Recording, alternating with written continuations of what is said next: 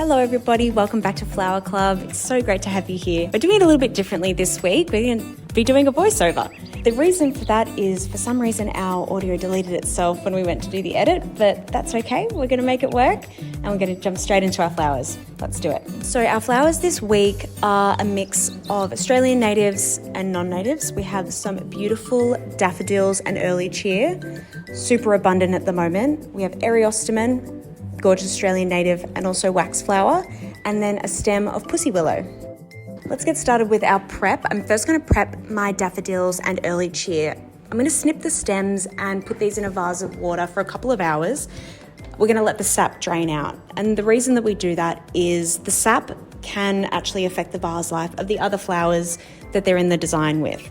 So to prevent that happening, we're going to let the sap drain out for a little bit and then come back to it. I prepared these ones earlier. I'm also going to peel off the bulb skin of the daffodils and the erlicheer, which is just that papery brown kind of casing that was on the outside of the flower, kept them safe before they bloomed. You can leave this on if you want a little bit more of a natural look. It's really personal preference, but I'm going to remove them.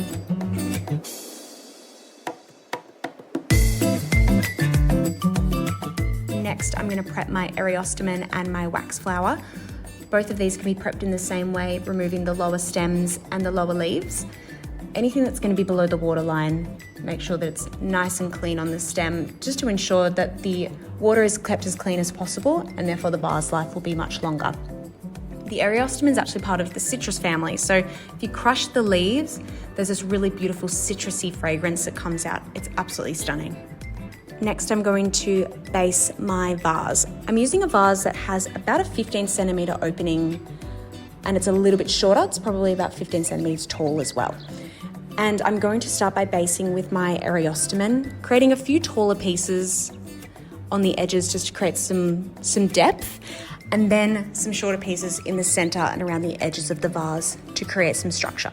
Next, I'm going to add my wax flower. I'm going to add these in small clusters throughout the vase, just to create some really beautiful pops of color. You might have received pink or you might have received white. Both are absolutely stunning. And I'm going to spin the vase as I go, adding these into little pops around the design. I'm next going to add my daffodils. So I'm going to add these in clusters of 3 around the vase, creating a taller one, following the line of that eriostemon that's a little bit taller, and then in a diagonal line towards the bottom of the vase. And I'll do this on both sides, so spin the vase as I go.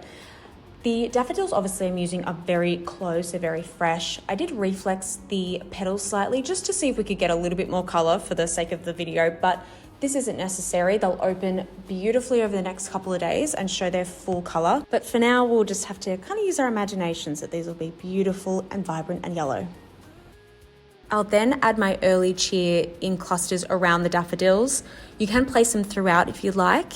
Gives more of a whimsical kind of gardeny effect. These have the most amazing fragrance. They're such a great flower to have around the house because they're so beautifully sweet. So enjoy that beautiful fragrance in your home over the next couple of days. I'm going to take any odds and ends of my eriostemon and my wax that I have remaining from when I prepped and place them in any gaps I see as I spin the vase, and also around the lip of the vase just to really finish that off. I'm going to finish off with my stem of pussy willow. You can place this kind of nice and tall. You can kind of nestle it in amongst the other flowers just to create a little bit of some variation in the texture. The pussy willow catkins, those little grey fuzzy bulbs that you see up the stem, they will bloom into kind of little yellow flowers over the next few days. They're very sweet. This has just started being cut just in the last week, so it's super fresh. All right, and that's all done. Thank you so much for joining me this week. I'm glad we avoided disaster by being able to do a voiceover. I hope it was okay, even though, it's a little bit different. But I hope you enjoyed designing this week, and I can't wait to see your arrangements on Facebook. See you next time. Bye.